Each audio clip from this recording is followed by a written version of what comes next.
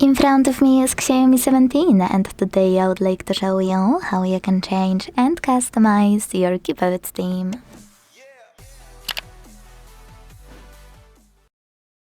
Begin by opening your keyboard and tapping on this icon over here at the top of it.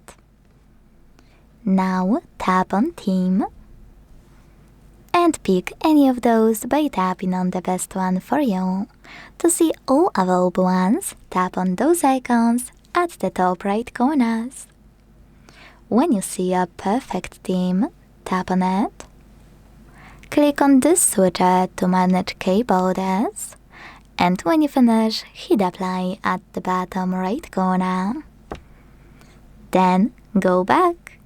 As you can see, after a few seconds, theme of my keyboard has changed.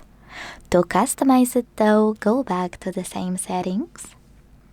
And this time use plus icon under my themes. Now tap on a photo you wanna apply as your new keyboard's background. Pinch it to scale, drag it to move, and hit next.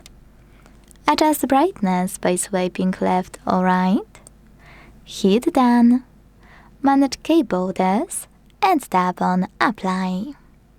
Then go back again.